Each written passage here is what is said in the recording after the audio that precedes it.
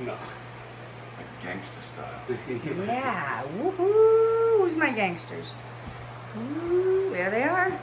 What's up, guys? Okay, so John from Homestead Diaries Yes. and Jerry from Sanctified Supply Co. So we're going to give you guys a little tour of our print shop and show you His around. print shop. I'm getting the tour. Yeah. Yahoo! Cool. So, I mean, right behind us, we have, of course, the screen printer. It's a 4-head, 2-station. It's pretty much Ryanette's first screen printer, so a little older, but it does the trick. And then our conveyor dryer over here. It's a small shop, so there's not a whole lot to really look around at. But today we're going to be exposing some screens for Refuge Medical, and basically we're going to show some of the process. I've got some screens that are in the dark room over here.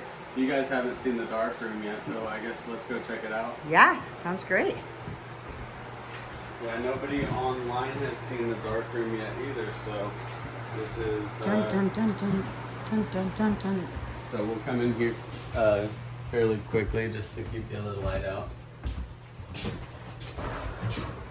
Okay, so yeah, small space, but in here we have the screens that are exposed, or they're not exposed yet, they're just coated with emulsion, and this is photosensitive, so that's why we have the yellow lights that are probably looking bad on camera, but No, they look fantastic. oh, cool. But yeah, so I just actually put this box together like a week ago or something, and this is the first time I've actually dried any screens in it. So Wow. How did you do it before? I would just have them. I would have little blocks of wood, like little cutoffs of 2x4s, and I'd just space them out with 2x4s and keep the lights off in our bathroom in our house. And so well, because it's the same layout as our tiny house. So yeah, I just have it set up right here, and then I had actually some of the components that I used to make this, I had screwed to the wall so I could like put my screens in it. That was like after I figured out that I needed to do something to to make it a little easier to dry these screens.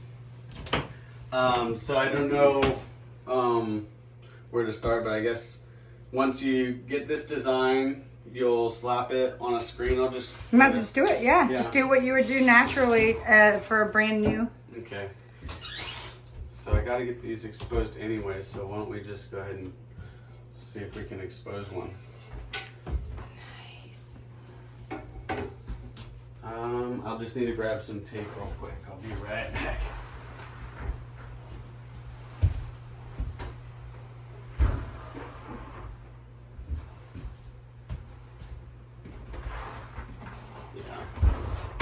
So, yeah, you don't want them exposed to light, but they don't expose on their own like super fast, thankfully. Thankfully.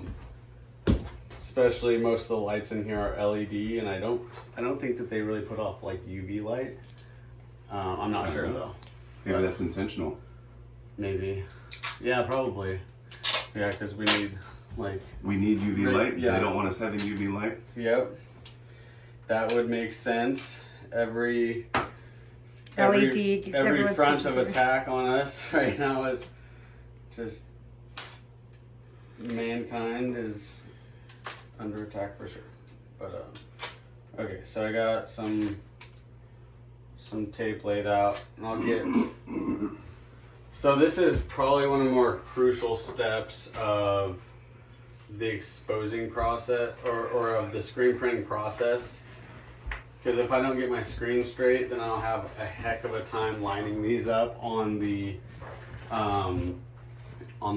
screen, on the press. So I'll lay this down. Now the screen is square, and Lucia puts these designs on the transfers super square. So basically, there we go.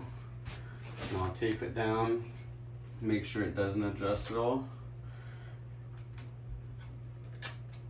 And the closer to repeating this exact same layout with the other screen will help me register on my on my press. So there, I'm not sure if you can see from that angle. That looks awesome. Cool.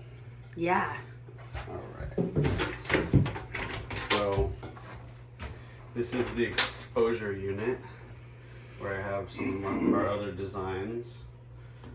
These are ones that I still have to expose. Set these up here. I don't know if that's that string or. Yeah, that wire is so that the vacuum can actually. Right. Yeah, put that on top.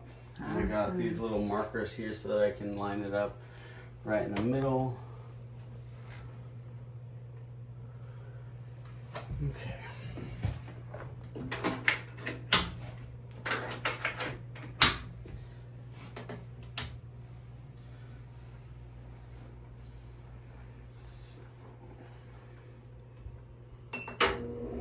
So now this is going to vacuum all the air out of there so that it keeps the transfer without any air gaps between the screen and the transfer, so that there's no shadows and get it Oh, clean. neat.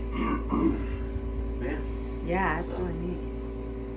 But yeah, this is where you're at right now is basically my washout booth. So everything is kind of improvised because we haven't built a setup for screen printing specifically. We just use what we have right now. Yeah, But it seems to be, adequate Yeah. to make awesome products. yeah, we're doing our best to do that. But yeah, I don't know. Quality work. Do you guys have any questions about the screen printing stuff? I don't know how to. Yes. Go ahead. All right, so this is different than what you do, correct? No, this is probably screen printed too. It is? Yeah. Okay. It's a thicker ink for sure. But yeah, I think it depends on what you're using for ink and what kind of t-shirt you're pressing on. Okay. This is a lot thinner, just because that's kind of, we like want to try to keep a softer hand feel. Mm-hmm. That's Important. Yeah, I do notice that, like, when have a t-shirt that has really thick plastic, it feels like kind of It's rough and hotter. hard, and it's hotter. Okay. yeah, it's like Yeah. you'll end up feeling sweatier, like especially around where you feel like there's plastic over you, you know, because it is a plastisol based ink, and so I mean, pretty much it's plastic, but so now you can see under here there's a blue lights and stuff, and that's actually the light that's exposing the screen. That is awesome. Now, the Missouri Freedom Initiative, we should talk to them, or you guys can get in contact with them. He actually spoke yesterday at the Prepared Homestead.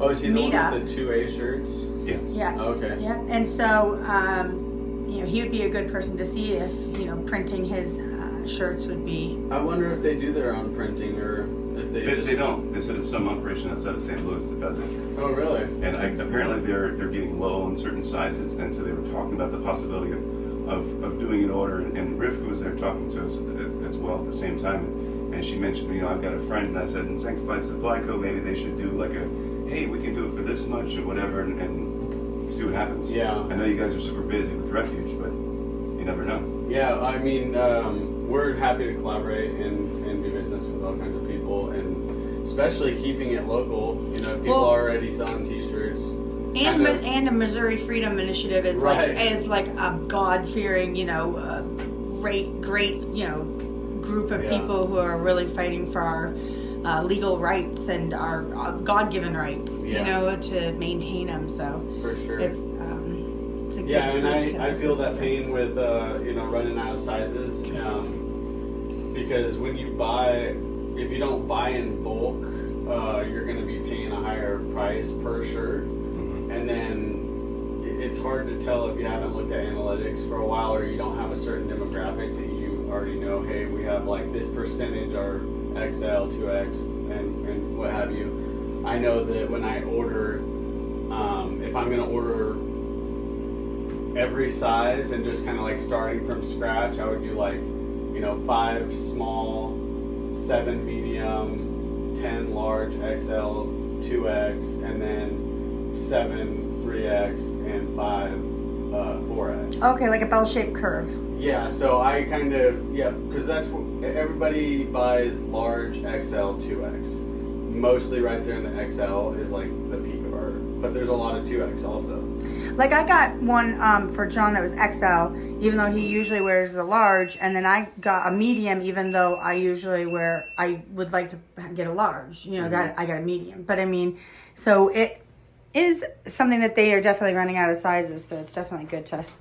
And it depends on what kind of t-shirt that you're buying, if it's unisex or if it's a men's fit. I think these were just unisex because there was no different cut. Yeah. I think they're just starting out with. Most But it would be nice if they had a different color because there was like dark green, dark blue, gray, but there was not like a white or a lighter color. Yeah. And because it's so hot around here, it'd be good for Right. you guys to. So are these reusable photographic screens essentially? Yeah. Yep. And there's one back there that I have to clean and reclaim. So you put the photographic emulsion on there, and it burns an image with the UV rays, and then you use it as many times as you want to, Wow. and then You just wash it it off. Yeah. Yep. It's definitely reusable. I don't know how many cycles it can go through because the screens can give out on you and pull away from the frame. But even so, people stretch their own frames all the time. I've never done that yet. Just another process for me right now. So, all right. So there, and then I keep these in case we have to do it again. So I'll need to get over there where you're at, and then we'll see if this thing turned out. I would love for it to turn out, since especially it's on camera. But it doesn't always turn out. That's the reality of it. I have to sometimes play with the setting on here. And Like how much time or Yeah. how much exposure or whatever. Yeah, how much time.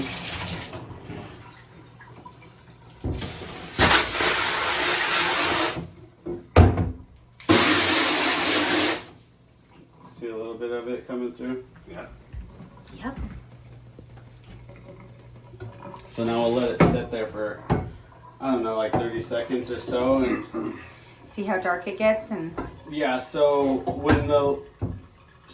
I guess it's kind of self-explanatory, but the black part of the ink on the transfer is blocking the UV rays from exposing the emulsion on the screen. So that part of the emulsion is water soluble, but everything else should be hardened from the light hitting it.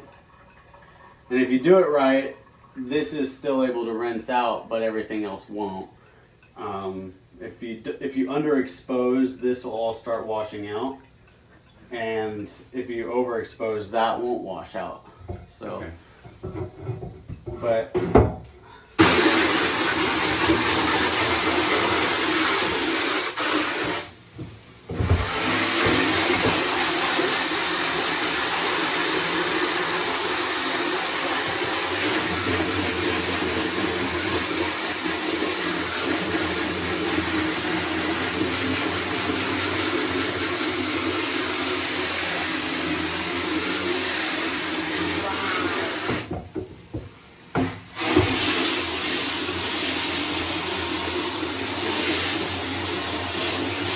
Wow. This video is sponsored by Refuge Medical. That is amazing.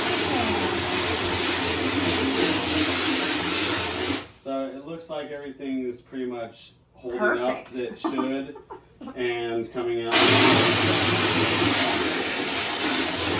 So because this is a 2-color design, I'm going to have another spot awesome. inside here. These are my registration marks. They're the same on both transfers, so that when I put the screens down on the textile, You that can line them up. Yeah, that they line up just like Almost like having an X-ray. Like when you line up your X-ray, you line up the different parts in order to like. Yeah, Try they to have see those how- registration marks on those too, huh? Yeah. I never really thought about that. That's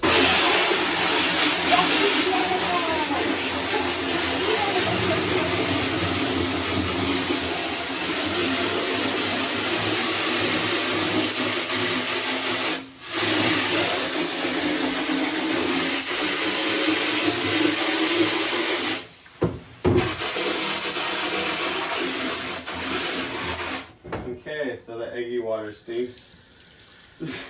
Sticky water. Yeah, it's The well water here's.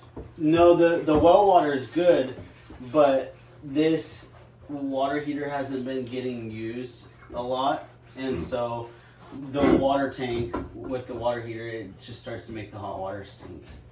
But I've been little by little rinsing it out. So you really don't want to actually overspray these either, or you'll start to diminish the edges of your design. So that's pretty much it. Looks like we got a clean print first try, so that is a relief to me because I got to get these things printed. And yeah, there's one screen. Awesome. That's a great example. cool. We'll end it here maybe, and then potentially start another one as we go through the process or whatever you feel comfortable with. But Sounds cool. awesome. Awesome. Signing Well, I off. appreciate you guys coming and watching us do this. And It was awesome. Yeah. Thank you for helping us join you in that process, and it was pretty neat. That Refuge medical training actually had a relation with an actual X-ray, so it was kind of neat that there was a combination there of Yeah. medical. Yes. Have a blessed day. Have a blessed day. Have a blessed day.